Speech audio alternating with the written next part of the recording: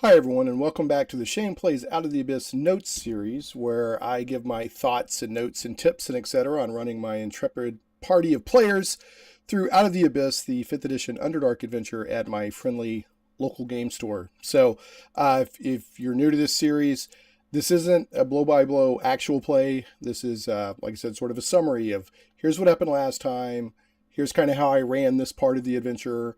Maybe here's some thoughts and tips and notes on DMing or D&D rules and that sort of thing. And some of the good stuff we get into is often through viewer feedback, people asking questions or pointing out rules or whatever. So I learn from the viewers, and the viewers hopefully learn from me, and et cetera, et cetera. So if you're a returning viewer, thank you so much. But speaking of viewer feedback, let's jump right in to see what we got on video 74, if you can believe it. 74 already. This is video 75.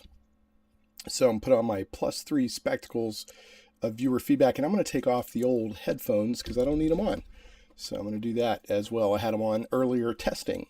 So let's take a look here and see what we can see in the old viewer feedback. Okay, so first of all, the Michael Metcalf wrote in and said during the maze engine sequence, and that's coming soon, I guess, if my party decides to go there. I'm not going to push them there, but if they follow the hints and the clues and go there, then you know, we'll go. It could be really interesting or really horrible and tragic, you know, depending.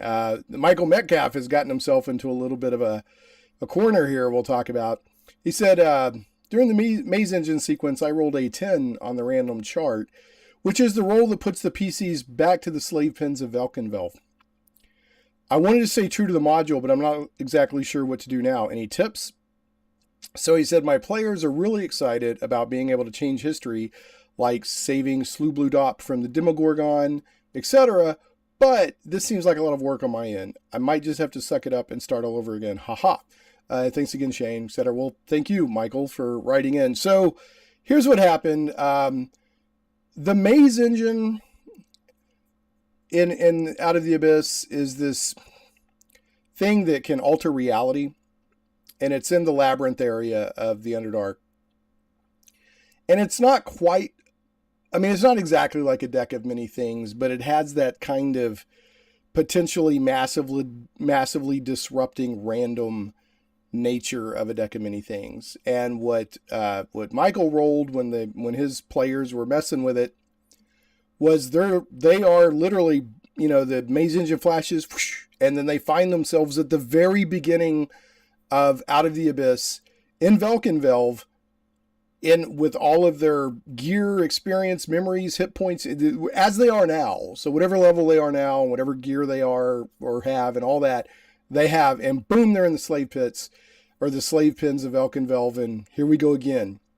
So it's really kind of a do-over. It's almost like a cheat code where you get to play the game again through at least up until the maze engine, which is a good 3/4, if not more, of the way through Out of the Abyss, but at your existing level and power and magic items and all of that. So his players are all like, yeah. But as a DM, I agree with Michael. Like, man, I don't want to run all this again. I got to be honest. I would have a, oh, there goes that sinking feeling if that happened in our campaign. Because, man, we've been running Out of the Abyss for a long time because we meet at a game store once a week for 2.5 hours max. And it takes us a while to get through things. And I mean, you know, we may even be getting close to 2 actual real life years of Out of the Abyss. I wouldn't want to do it personally. Yet if your group's into it and you as the DM are into it, and I mean, it's a unique opportunity to do something pretty different, you know, go for it. But I wouldn't want to as a DM. I you know, because I've been enjoying Out of the Abyss, but I'm also ready to, you know, finish it up and, you know, move into whatever the next thing's going to be. So whether it's going to be, you know, Tomb of Annihilation or whatever, you know, Storm King's Thunder or what, you know, there's some other good stuff out there, lots of good stuff. You know, and that doesn't even include, you know, homebrewing or whatever. So, which, as I said, I don't tend to do just for time reasons. Okay, so here's what my my response to Michael in the viewer feedback in the comments was, it wouldn't be the challenge of running Velkenvelv itself again. That would actually be kind of fun for making sure my microphone's on for a couple of sessions. But man, I would, as I said, I would have no desire to restart the campaign completely. You're talking real life months to play it all through again. I guess you could just kind of sort of summarize and then just get them, okay, now you're a Slubludop and here's what's going on. But, I wouldn't want to, again, I can't state that enough. So what I said was that, I would have either divine intervention, for example, there's an option in the book where Jimjar, this Svirfneblum is actually a deity, or maybe Vizeron could intercede, or maybe, one of the clerics, if you have a cleric in the party, their deity, a warlock somehow disrupts that. That's personally what I would do. Or I might let Velkenvelv happen just for the fun of it, but as they're escaping Velkenvelv, it kind of fades and they come back to, the maze engine. And I also said that maybe it could just be a really realistic vision. So, it's like the maze engine is interacting with the madness in the Underdark, and somehow they're having like a shared hallucination or something like that. But again, that's coming at it from the point that you don't want to play it again. If you do want to play it again, go for it. I mean, there could be a lot of really fun opportunities. I mean, if everybody in a group DM and everybody, they want to do it, why not? You play D&D to have fun. So if it's fun for everybody, do it. So, now Lord Cephleon responded to Michael Metcalf. He said he'd make it obvious things are unfolding exactly as they did last time, giving the PCs that edge and that they know what, where, when to expect things to happen. Overheard conversations are the same. The rhythm of the dripping of water is the same. The Drow guards wouldn't even notice the PCs have their new spiffy gear unless they are being obvious about it, flaunting it, etc. You could even make it the PCs appear in Velkenvelv at night, quote unquote, night in the Underdark while everyone's asleep. And he went on to say, I like that this option exists mostly because it gives the PCs a chance to save any beloved NPCs that were lost during the journey. There you go. I mean, that's true. We've lost a lot of NPCs. PCs could take a different route, becomes a whole new experience, et cetera, et cetera, et cetera. And then finally, Lord Cephleon did say, and this is, what I would also say as a DM fiat, if all that sounds iffy to you, or you don't want to do that, or you're uncomfortable doing it or whatever, just re-roll on the chart and ignore the time travel result. Or pick a point in time much closer to the present to dump the PCs in. Maybe take them back to, the Battle of Blending Stone or something, right? So there's ways to do it. As a DM, even with a pre-published, pre-made adventure, you can always season to taste. So, good comments there. Okay, and then we have a couple of comments here related to the short and long rest and things that came up last time. First, let's see here. Let me find it. Vasily said that short rests are definitely something that can be abused. Yes. That's kind of what we've been talking about the last couple of videos. Combine it with rope trick, and players will short rest even in the middle of an encounter if you allow it. Definitely requires some forethought to counteract. So yeah, they could throw a rope trick, go into that little pocket dimension, pull up the rope and be done with it, right? And then they sit there and rest for an hour. Now, which is crazy. Now what I said back to Vasily on the comments, I said you could be mean as a DM and say short rests are an hour and rope trick only lasts an hour, and it took you time to get up there and start resting. I wouldn't do that though. Okay, I'd find some other way to make things interesting, if you will, if the players started spamming that. Now, if they did it once in a blue moon in unusual circumstances, I'd be happy to let them, do that. But if, sometimes players will find a trick or a loophole. I mean, it's not quite a loophole, but an exploit, if you will, in a game, and then you start doing it all the time, and that gets boring. I mean, that's boring. I mean, I can see why they want to do it, but it completely starts removing the challenge and the drama of encounters or whatever. So, I'll find a way to make things kind of interesting, or I'll just say, look, guys, I've been allowing you to take a short rest, even though it's an hour, and you cast it and you got to get up there and start resting, and it's not exactly an hour. Or if they stay in there the exact hour, I mean, rope trick, disappears and they fall out, maybe get hurt. I don't know. But I probably wouldn't go that way unless they were just being really egregious in using it. So, and then finally, Shane T, and I can't remember if you've commented before or not, Shane T. So if you have, welcome back. If you haven't, welcome. And he points out that the DMG has a variant option for long short rests that make them take much longer or much shorter. We'll take a look at that here in a second. Where short rest is 8 hours long and the long rests require an actual week of downtime. That's one of the variants.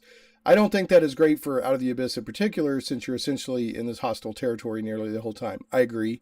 And you can't afford to spend a week of downtime in that sort of environment. So, and I'll look at these variants here in a second, but Shane offered up what he has as his own house rule. He's made it so that a long rest allows you to spend maximized hit die. So in a long rest, you can use hit die and the roll is max. Still get half hit die back at the end of the rest, but it makes using hit die on short rest more punishing, incentivizing taking less short rest, right? Which I think maybe, that's what, if I were to do anything, I think he's kind of hit the nail on the head. How do you make it so that players don't want to take as many short rests without just saying, you only get one, in between every long rest or whatever? So he says, of course, this doesn't stop short rests for those classes that get resources back on short rest. So that could still be a problem, but less of one. Yeah, I mean, the thing is, again, if we're running up at the store, and not my own personal campaign at home or something, I'm probably not going to fiddle with short and long rest.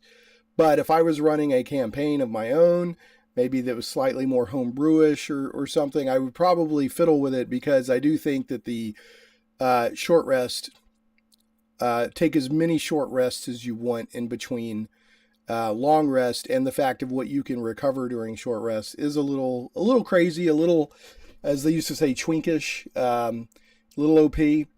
So, and I like the idea of, not really restricting, like his house rule, Shane T's house rule here, not restricting how often you could take short rests or long rests, but changing up how you use hit dice, because hit dice is a limited renewable resource that short rests use, right? I like the idea of using it on long rest, but you get a maximum roll. Okay, so let's take a look real quick at the variants in the Dungeon Master's Guide. Let's see. And it's on page 267. There's 2 rest variants. And it says here, the rules for short and long rest presented in Chapter 8 of the Player's Handbook work well for heroic style campaign. Remember, this is heroic high adventure, right? That's why it's like, okay, we had this massive fight. Let's stop for a second. Okay, we're back in. Characters can go toe-to-toe with deadly foes, take damage to within an inch of their lives, yet still be ready to fight again the next day. If this approach doesn't fit your campaign, consider the following variants. So again, they're saying here, look, this is heroic high fantasy adventure. That's why the short long rest mechanic is like it is. Now, here it goes the opposite direction that what I'm talking about and Shane T and others are talking about. This is the epic heroism variant. This variant uses a short rest of 5 minutes and a long rest of 1 hour. This change makes combat more routine, since characters can easily recover from every battle. You might want to make combat encounters more difficult to compensate. Remember, you can always compensate as a DM. Spellcasters using this system can afford to burn through spell slots quickly, especially at higher levels.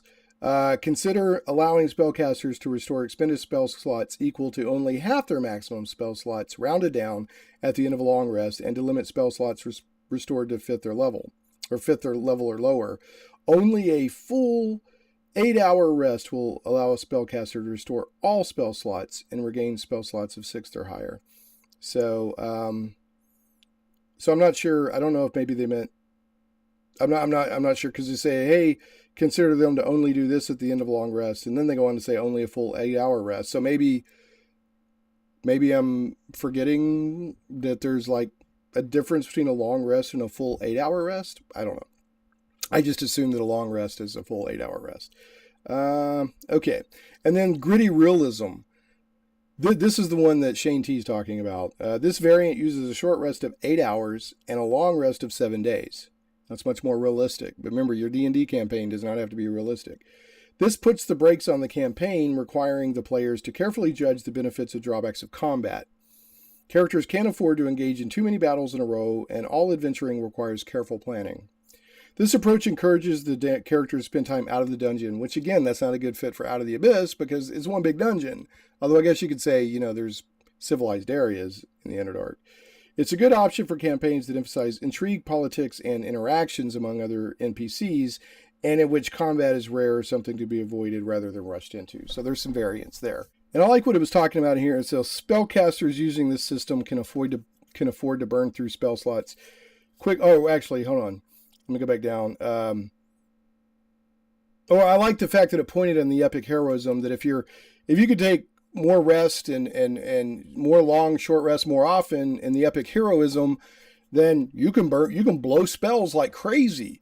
Well, the logical corollary there is if you're on a different type of short or long rest system, then you want to be more careful with your spells. And that's one thing that I've learned with my players, because remember, my group is larger than the average group. Now, right now it's about 7 people, so it's a little bit more of a normal sized group.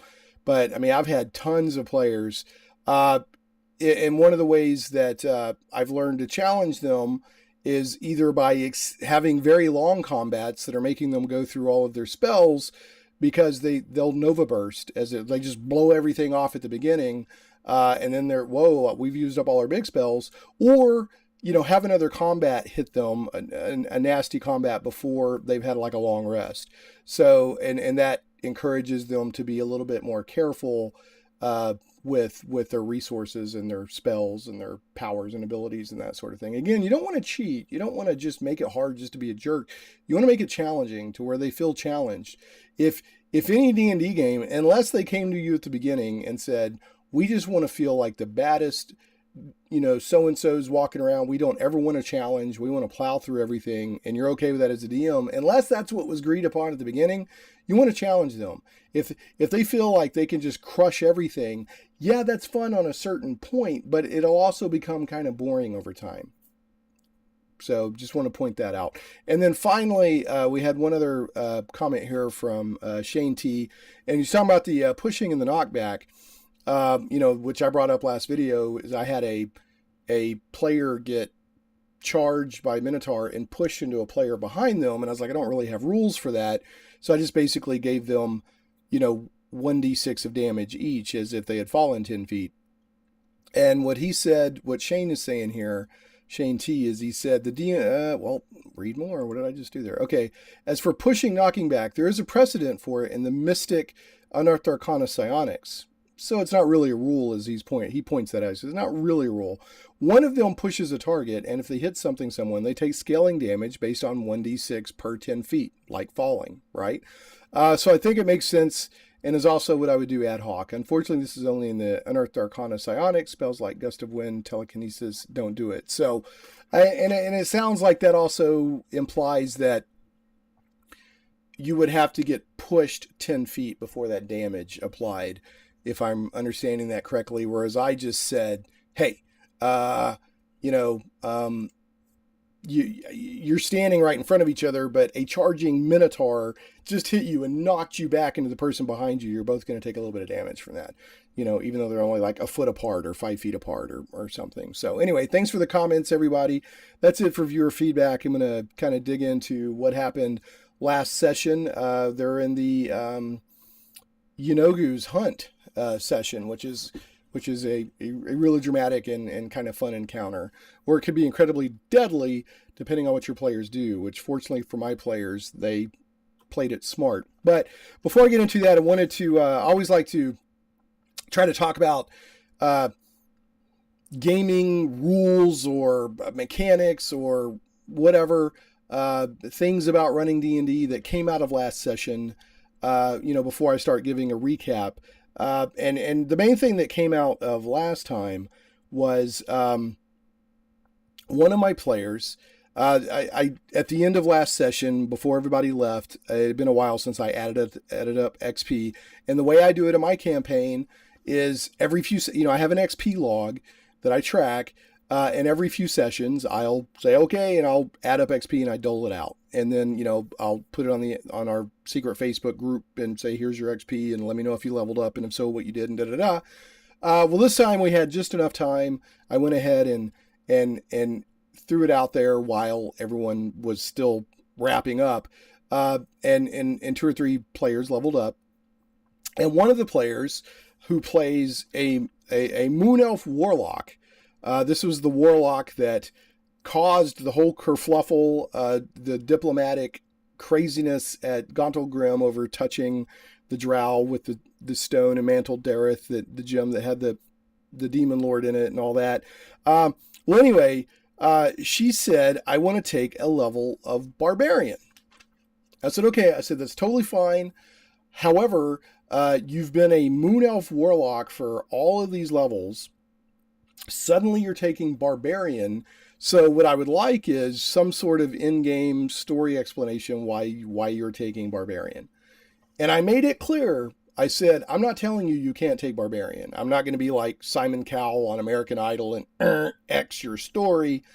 If they just came up with something ridiculous, then I'd be like, oh, we need to work on that a little bit more. But the point is the mental exercise in making the point that even though it is a game, we're also telling a story here.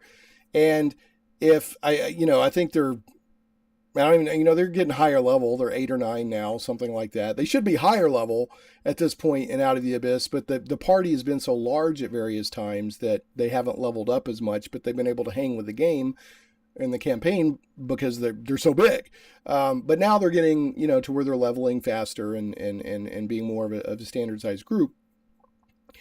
And I just want to make the point that, now if somebody's like a fighter and then they take like, a class of rogue, or if they suddenly take a class of sorcerer, or if somebody's like a bard. I think one of my bard took like a level of rogue at one point and something like that. I'm probably not going to be quite as, because, it's like, oh, I really need a good reason, because that kind of makes sense. Like sorcerer, suddenly it's manifested.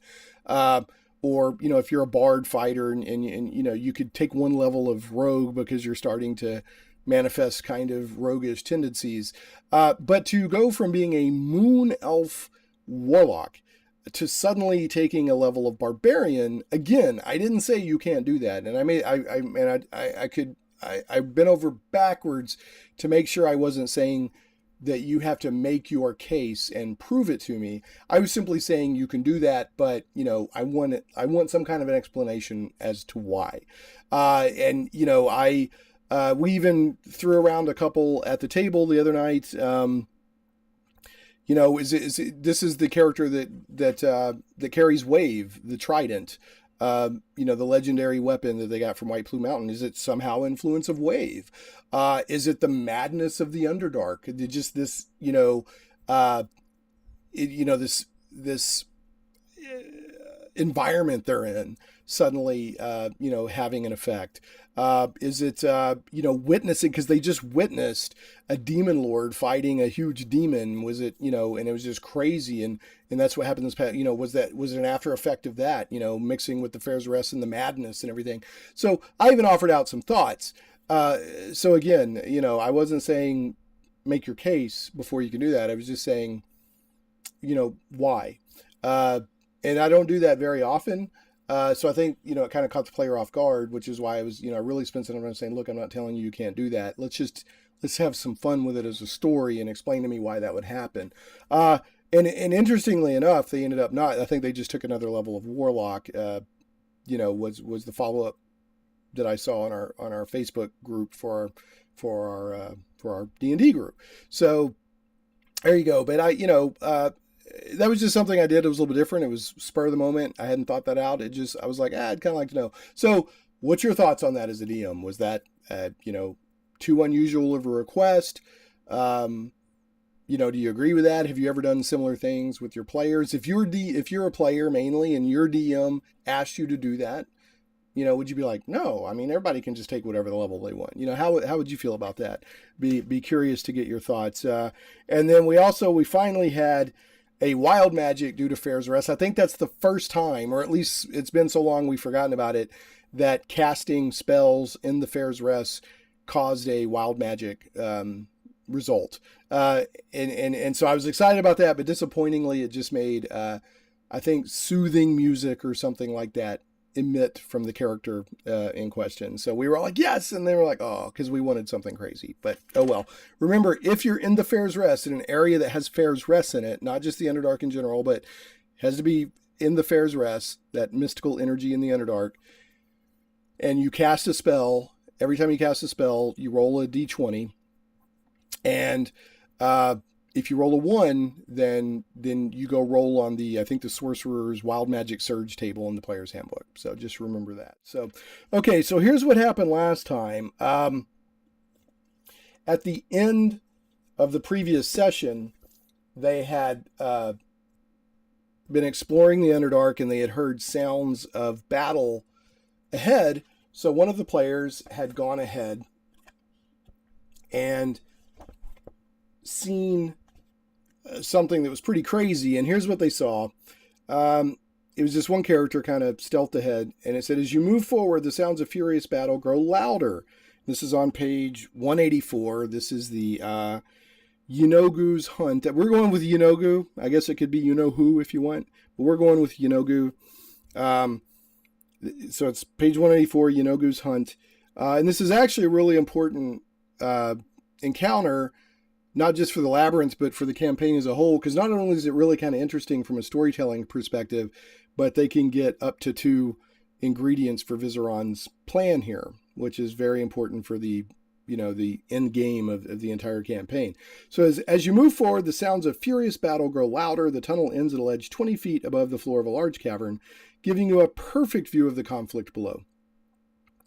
On the shores of an underground lake, a pack of frenzied gnolls and hyenas surrounds a demon standing nearly 20 feet tall with massive arms, clawed hands, cloven hoofs, and the head of a bull.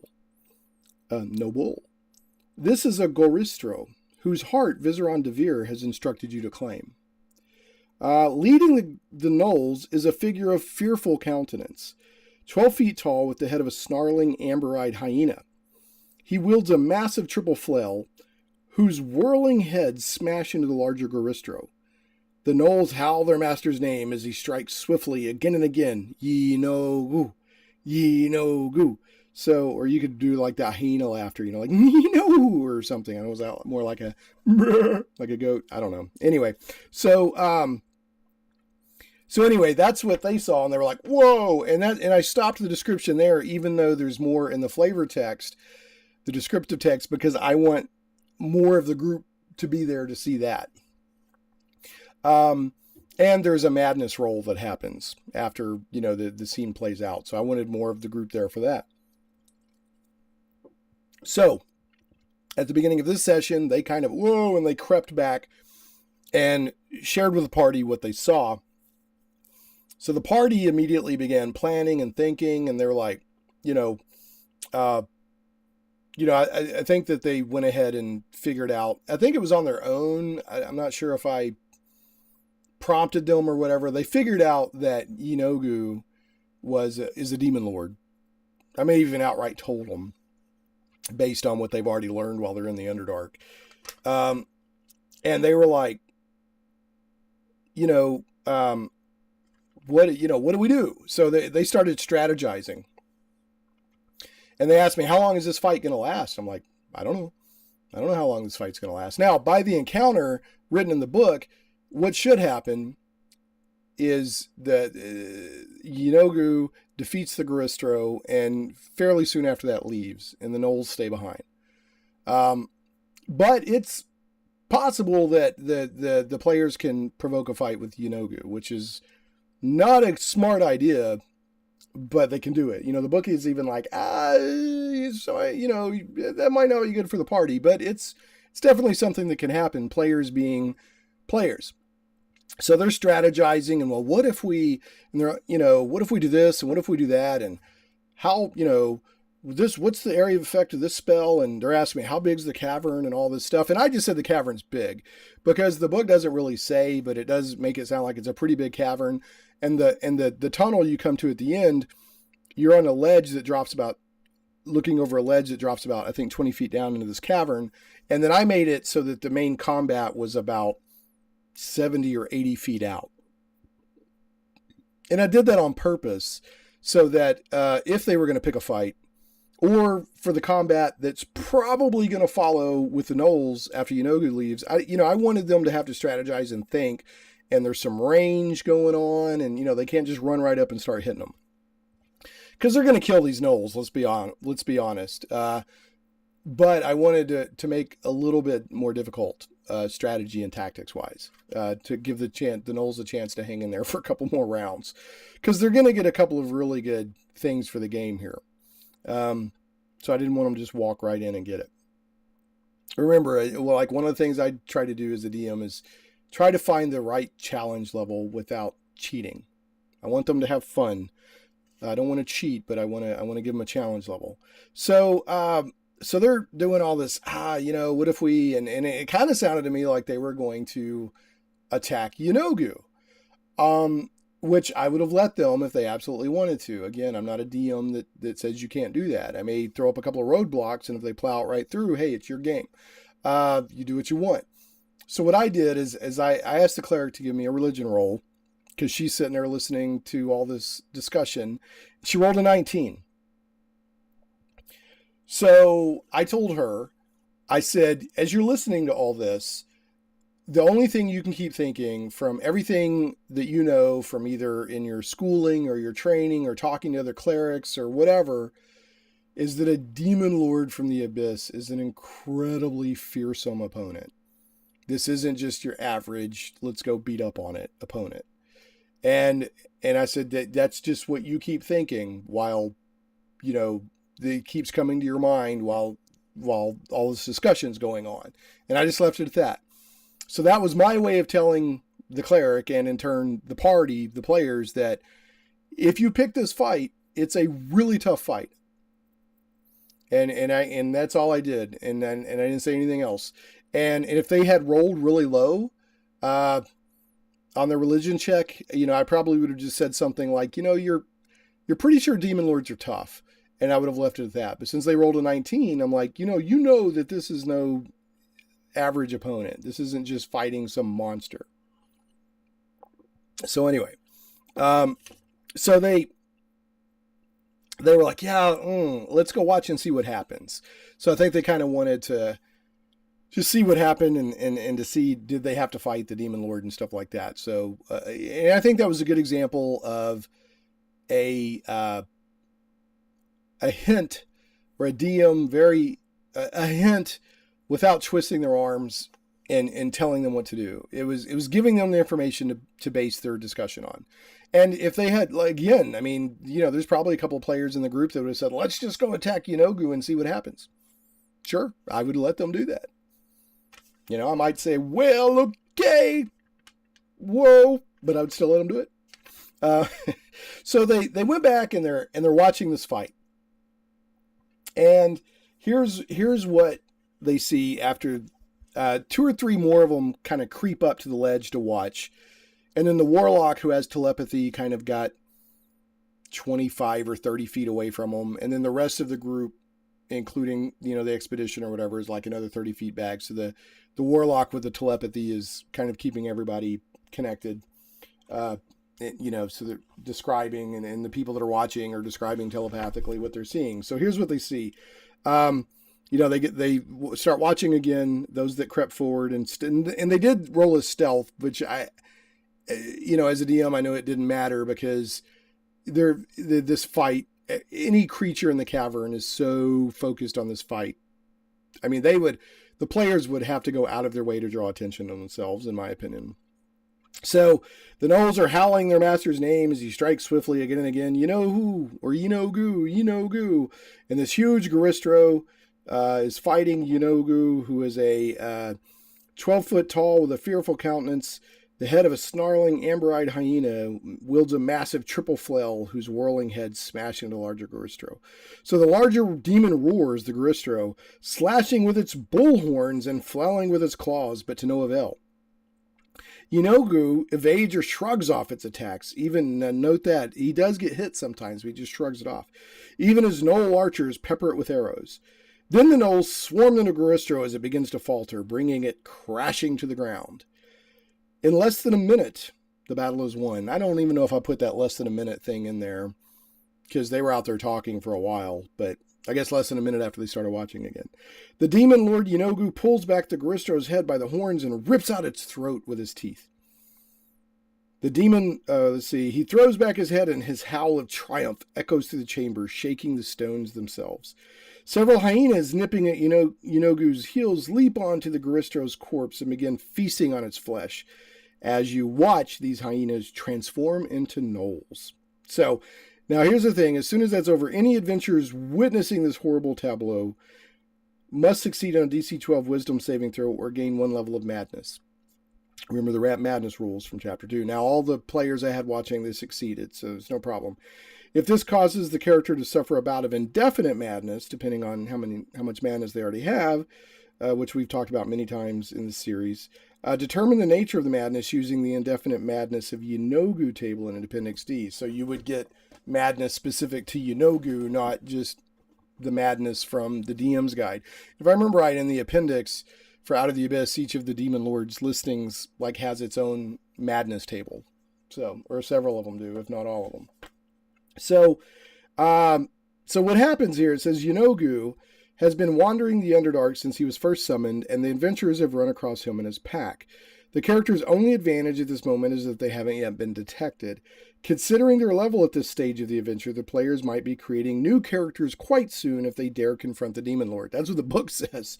If the characters stay hidden and observe, Yeenoghu leaves in short order. He is restless and eager for new prey. Yeenoghu gathers up most of the gnolls and hyenas and leads them down a tunnel on the right side of the cavern. 8 gnolls, led by a gnoll pack lord, remain in the cavern, feasting on the goristro's corpse. If the characters want to continue forward, the gnolls and hyenas need to be dealt with. Alternatively, if the characters are indecisive or spend too long debating the best course of action, the gnoll pack lord sniffs out the intruders. When it realizes that enemies are present, the pack lord howls to draw the attention of its followers. Okay, and then it says another tunnel on the opposite side of the cavern heads off in a different direction than where Yeenoghu led his pack. Characters who defeat the remaining gnolls can continue on their way without losing any more time. The close brush with Yeenoghu pays dividends to the adventurers by delivering 2 components of Rizzaran's ritual into their hands. The first is the heart of the goristro, which the characters can remove from its corpse. The massive heart is the size of a small trunk and weighs nearly 100 pounds. Any characters close to it while it is being transported imagine they can occasionally hear it beating. A character who carries the heart, even in a bag of holding or similar extra-dimensional space, makes saving throws against madness with disadvantage. The second component takes the form of a few spatters of Demon Lord's blood. A successful DC 10 Wisdom Perception check finds some of Yeenoghu's black blood on the fallen goristro's horns. Now, there's a sidebar on page 184 that says this, hunted by Yeenoghu. Now, I'm not going to do this, but maybe you want to. If you'd like Yeenoghu to play more of a role in this chapter of the adventure, it's easy to do so. When the gnolls killed by the characters do not rejoin the hunt, the Demon Lord circles back to the site of the goristro's demise and discovers his slain minions, and also picks up the scent of the adventurers. Later in the adventure, Yeenoghu hunts down the characters to make them pay for their impudence, ideally when they are much higher in level. Before the final confrontation, give the characters hints that they have become the Demon Lord's prey. They might face an increasing number of gnoll ambushes, for example. One or more of their attackers might refer to them as prey of Yeenoghu, or otherwise taunt them by speaking of their impending doom. The characters should have time to prepare for the fight they know is coming, and to think about tactics other than facing Yeenoghu in straight-up combat. For example, becoming the Demon Lord's quarry might work to their advantage later in the campaign. making them the perfect bait to lure Yeenoghu into a trap in chapter 17 against the demon lords. So there you go. So here's some notes on what I did with this session. One, I had them as they were watching this fight. When they went back and started watching the rest of the fight, I said it kind of dawns on you that, the plan that you're working on with Viseron is to get a lot of these demon lords together in one place. And they're like, we actually want to get a lot of these together because it's obvious how fearsome Yeenoghu is watching it. So they're, I didn't tell them what to do with that information. I just said, you're kind of like, wow, we're trying to get a lot of these together. I'm trying to make the point how crazy the demon lords are. Now, and to make the gnoll fight more interesting, because one gnoll pack lord and 8 regular gnolls is nothing. I mean, boom, boom, boom, they're done.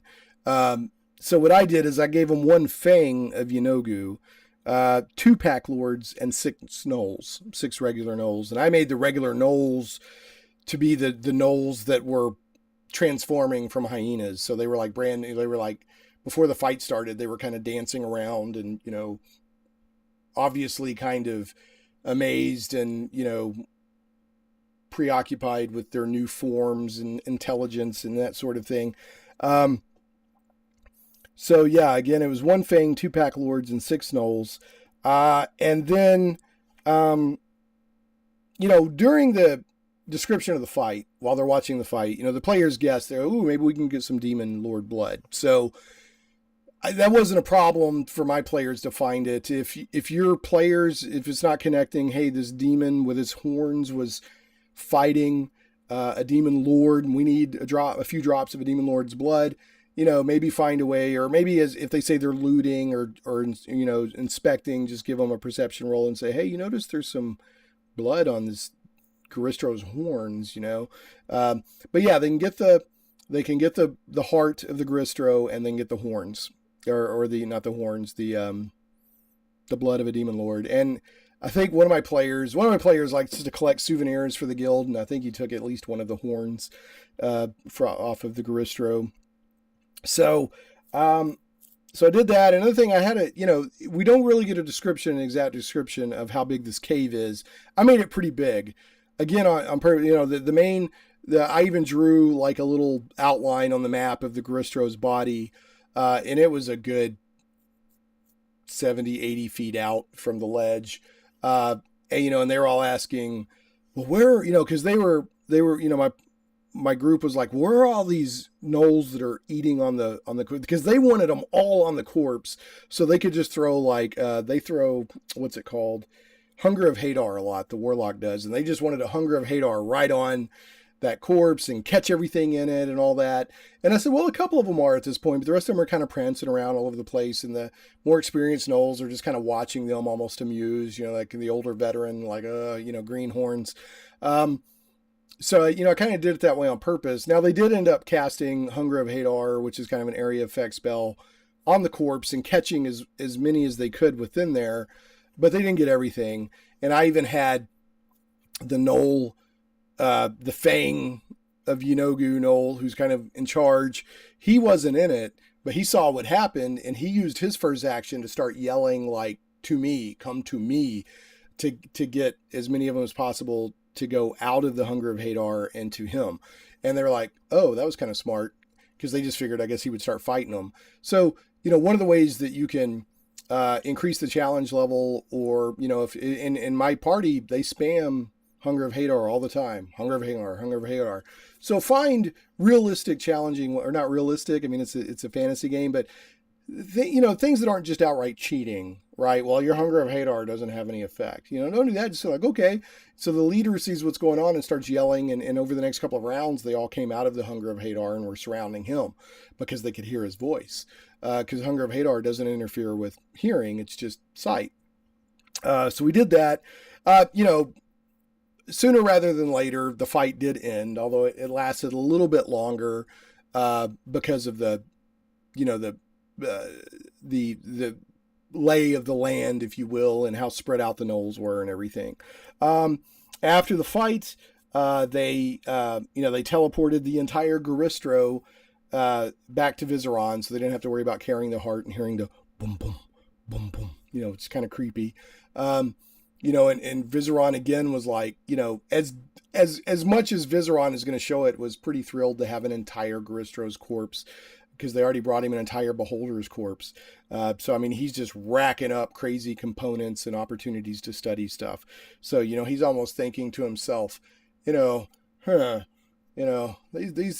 group could be useful beyond, just the crisis we're in right now. Because they're being very useful in bringing him things. He didn't say that to them, but, I know that he's thinking that, or at least my version of Vizeron.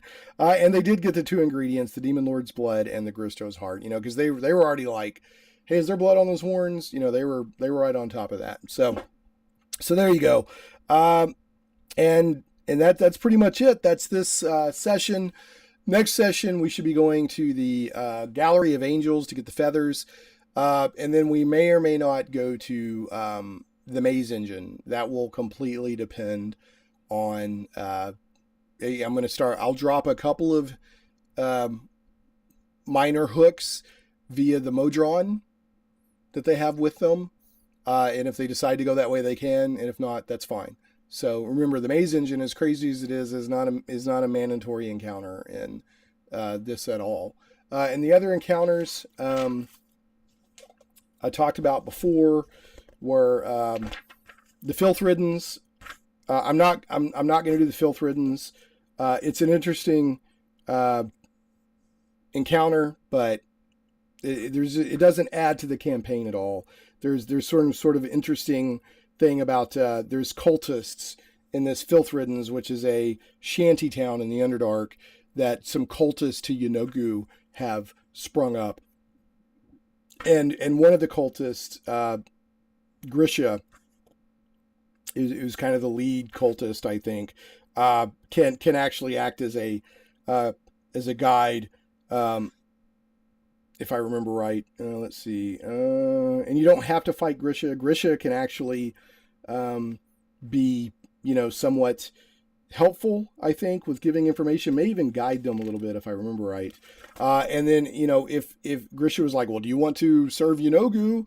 And if the players are like, no, Grisha's like, okay, that's fine. Doesn't try to, force them into it or fight them or anything. He's just trying to get more disciples for Yeenoghu. So that's the Filthriddens. Like I said, that's probably about all I'm going to mention on it. You can go and read about it on page 182 and 183. And now I'm looking it over again. I don't really see the notes on that she tries to, or is it he or she? Oh, he tries to convert the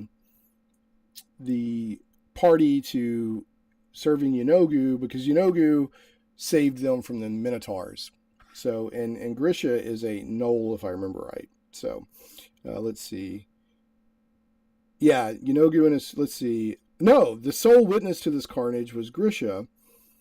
Yeah, so Yeenoghu, a group of Minotaurs was on its way to raid Filthriddens when Yeenoghu and a pack of his frenzied followers tore through this part of the labyrinth, catching the Minotaurs off guard and slaughtering them. The sole witness to this carnage was Grisha, an escaped human slave of the Drow. Yeenoghu's intercession saved him from the Minotaurs. Yeenoghu and his pack moved on, but Grisha took the head of a slain Minotaur and brought it back to the Filthriddens. The skull became a talisman as Grisha named Yeenoghu as the new protector and patron of the Filthriddens. Residents who opposed this dark worship were exiled or executed in short order. The cult of Yeenoghu now controls the settlement, and Grisha rules with an iron fist. He senses the power of Yeenoghu in all things, in particular in the way in which cultists have begun to rise as undead ghouls after death. Woo!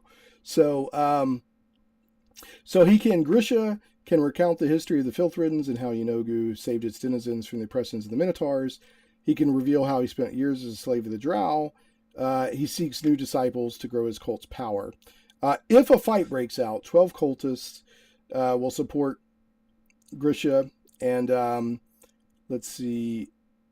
And cultists can also release 6 ghouls into the fight. So other than that, there's not a lot, going on here. I'm going to go, let's look at Grisha in Appendix C. Maybe I just read it in Elven Tower, but I feel like I remember reading that Grisha will offer to, hey, do y'all want to follow Yeenoghu? And if the party's like, no, he doesn't automatically attack. He's just like, okay, well, let's part ways or something like that. So yeah, Grisha. Well, no, I just have a stat block here for Grisha. 6th level spellcaster. Yeah, so he's a challenge 2, 6th level spellcaster. I don't know. So there you go. I don't know. Maybe I just read. Maybe that was Elven Tower stuff that added to it. So maybe you might want to go read this part of the Elven Tower. I always recommend Elven Tower's Out of the Abyss guide. It's really good stuff. So anyway, okay, that's it for this week. We will catch you next time on Shane Plays Out of the Abyss Note Series. Feel free to leave a comment and a thumbs up. That helps me out tremendously. And until then, as they say, may the dice be statistically ever in your favor. Thanks for watching.